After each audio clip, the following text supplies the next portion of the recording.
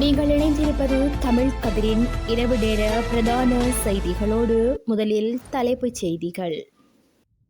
மேசாலை மைதானத்தில் நுழைந்து வாழ்வெட்டு குழு தாக்குதல், ஒருவர் படுகாயம். கிளிநொச்சியில் திடீரென தீப்பற்றிய மோட்டார் சைக்கிள். தமிழ்நாட்டு மீனவர்கள் இலங்கை கடற்பரப்பினுள் நுழைவது தவிர்க்க முடியாது. புகையிரத விபத்தில் உக்ரைன் யுவதி காயம். வடமாகாண சாம்பியனாகியது யாழ் மாவட்ட அணி. தென்மராட்சி மேசாலை பகுதியில் கரப்பந்தாட்ட சுற்றுப் போட்டியின் இறுதிப் போட்டி நடைபெறவிருந்த மைதானத்திற்குள் அத்துமீறி நுழைந்த வாள்வெட்டு கும்பல் தாக்குதலை மேற்கொண்டதில் இளைஞரொருவர் படுகாயமடைந்துள்ளார். குறித்த சம்பவம் நேற்றைய தினம் இடம்பெற்றுள்ளது. கொடிகாமா போலீஸ் பிரிவிற்குட்பட்ட குறித்த பகுதியிலுள்ள விளையாட்டுக் கழகம் ஒன்றினால் கரப்பந்தாட்ட சுற்றுப் போட்டியொன்று நடத்தப்பட்டு வந்த நிலையில் அதன் இறுதிப் போட்டி நேற்று நடைபெறவிருந்தது. அதற்கான ஏற்பாடுகளை கழக உறுப்பினர்கள் செய்து கொண்டிருந்த வேளை 12 பேர் கொண்ட வன்முறை கும்பல் ஒன்று மைதானத்திற்குள் கூறிய ஆயுதங்களுடன் நுழைந்து போட்டி ஏற்பாடுகளை செய்து கொண்டிருந்த இளைஞர்கள் மீது தாக்குதலை மேற்கொண்டுள்ளது.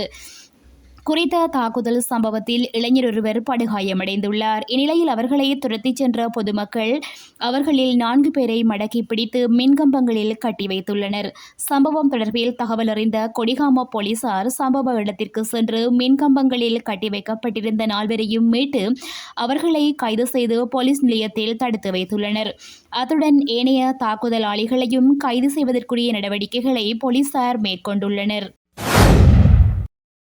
கிளிநொச்சி நகர் எரிபொருள் நிரப்பு நிலையத்தில் எரிபொருள் நிரப்பிக் கொண்டிருந்த மோட்டார் சைக்கிள் திடீரென தீப்பற்றி எரிந்தமையால் குறித்த பகுதியில் பதற்றமான சூழ்நிலை ஏற்பட்டது. குறித்த சம்பவம் இன்று இடம்பெற்றது. இந்நிலையில் எரிபொருள் நிரப்பு நிலையத்தில் இருந்த ஊழியர்களால் விரைவாக மோட்டார் சைக்கிளில் பற்றிய தீயை அணைத்தனர். குறித்த மோட்டார் சைக்கிளுக்கு எரிபொருள் நிரப்பும் போது மோட்டார் சைக்கிள் இயங்கு நிலையிலும் கைத்தொலைபேசி கதைத்தவாறு இருந்தமையும் குறிப்பிடத்தக்கது. தமிழ்நாட்டு மீனவர்கள் இலங்கை கடற்பரப்பில் நுழைவது தவிர்க்க இயலாது என தமிழகத்தின் ராமேஸ்வரத்தை சேர்ந்த மீனவ தலைவர் ஒருவர் தெரிவித்துள்ளார்.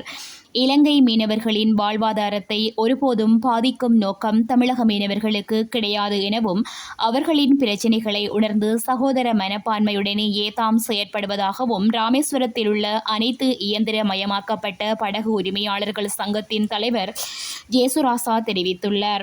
இலங்கை கடற்பரப்பில் தமிழ்நாட்டு மீனவர்கள் நுழைவது திட்டமிட்ட ஒன்றல்ல என்றாலும் அதை தவிர்க்க முடியாமல் உள்ளது எனவும் இரு நாடுகளுக்கும் இடையேயான கடற்பரப்பு மிகவும் குறுகியது என அவர் மேலும் தெரிவித்துள்ளார்.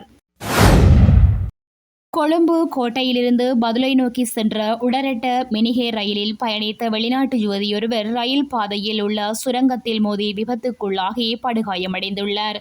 குறித்த சம்பவம் நேற்றைய தினம் இடம்பெற்றுள்ளது. சம்பவத்தில் 23 வயதினை உடைய ஃப்ளோஸ் அனஸ்தாசியா என்ற உக்ரைன் யுவதியே காயமடைந்துள்ளதாக போலீசார் குறிப்பிட்டுள்ளனர்.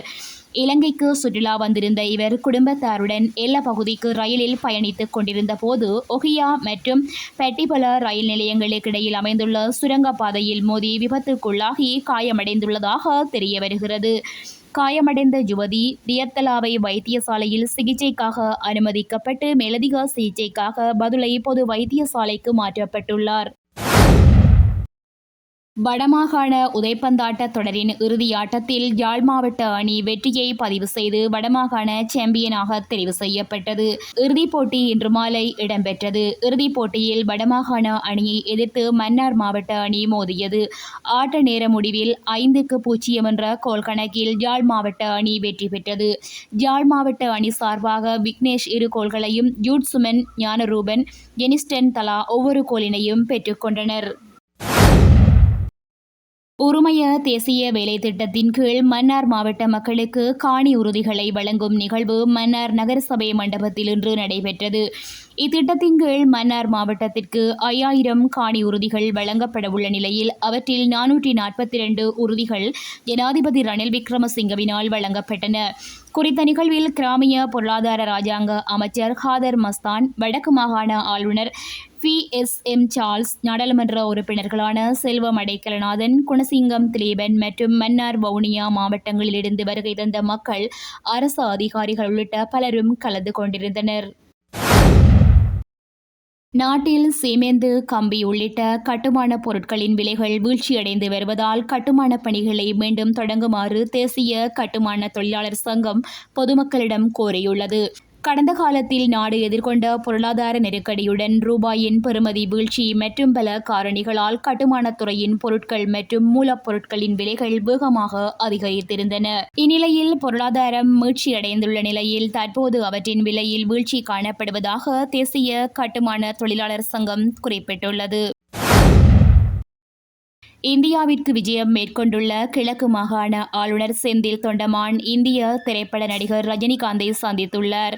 குறித்த சந்திப்பு இன்று விஜயவாடாவில் இடம்பெற்றுள்ளது. இதன்போது இலங்கையில் உள்ள தோட்ட சமூகத்தின் 200வது ஆண்டுக்கான நினைவு முத்திரை செந்தில் தொண்டமானால் ரஜினிகாந்திற்கு வழங்கி வைக்கப்பட்டமை குறிப்பிடத்தக்கது. ஜனாதிபதி தேர்தலில் தமிழ் பொது வேட்பாளரை நிறுத்துவது தொடர்பான கலந்துரையாடல் ஒன்று கிளிநொச்சியில் இன்று இடம்பெற்றுள்ளது. குறித்த கலந்துரையாடல் தமிழர் பொது கட்டமைப்பு மற்றும் கிளிநொச்சி மாவட்ட சிவில் சமூகத்தினர் ஆகியோருக்கிடையே கிளிநொச்சி கூட்டுறவாளர் மண்டபத்தில் இடம்பெற்றது.